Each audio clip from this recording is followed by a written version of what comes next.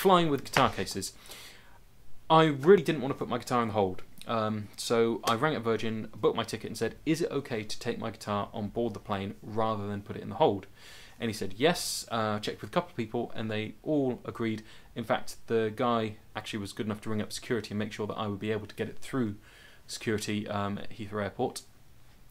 So that was all fine. Got to the airport and the woman at the check-in desk said that as it was in a soft case, I could try and take it on board the plane. But if they asked me to check it at the gate, I would then have to check it. I carried it through, got through security, no problem, had my guitar in there and my camcorder, which I'm recording this on, and also a MacBook, all through security, no problems at all, that was fine. When I got to the gate, there was also no problem. I went up to the woman who was getting the gate ready before the check-in actually, before the boarding actually started, and she said that it should be fine. She had checked with someone, then there was no problem. They did, when I got onto the plane, take the guitar off me because they said that it was quite busy and there probably wouldn't be room in the overhead compartments, so they took it off me and put it in first class. Guitar flew first class, I flew standard. When I went to get the guitar at the end, it was actually propped up in a first class seat. I couldn't believe it. I thought the guitar could have had my seat, I could have the first class seat, but there it is. On the way back, I had more problems than I had bargained for because I thought, oh, this is easy, there, no problems taking the guitar on the plane. I believe this is slightly because of the language barrier.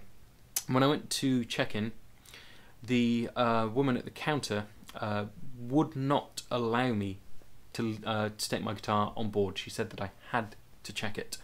Now I informed her several times that I checked with Virgin that it was fine to carry my guitar on board, but she said that it's just company policy and it's too big to have as carry-on. And she just kept saying, "Sorry, Dale Campbell-san, you must check the guitar. It's too big."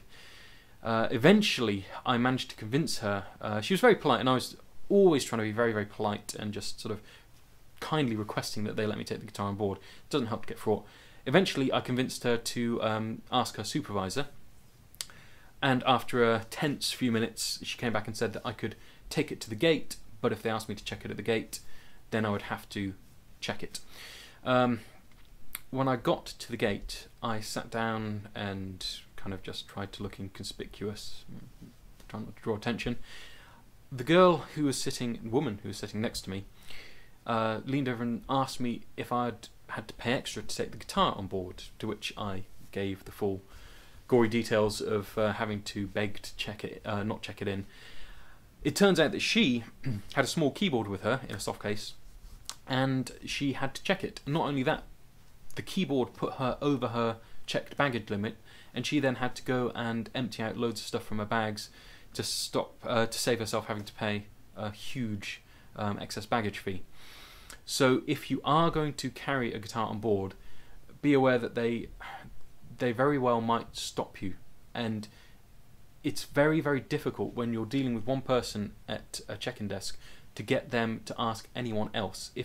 If they don't want you to go on board with a guitar for whatever reason, it's almost impossible. And in the airline industry as it stands at the moment, the customer is never right, really, because of terrorism and heightened security alerts and things like that.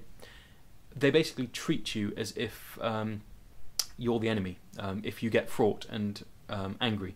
And if you get fraught and angry, they'll probably just involve the transport police or something, which is crazy because all you're trying to do is get your instrument on board, and instruments should always be allowed on board. But yeah, crazy situations. I've got some footage of me putting the guitar case up in the overheads, and you can see it fits perfectly. On the way back, I actually just slipped it into the overhead.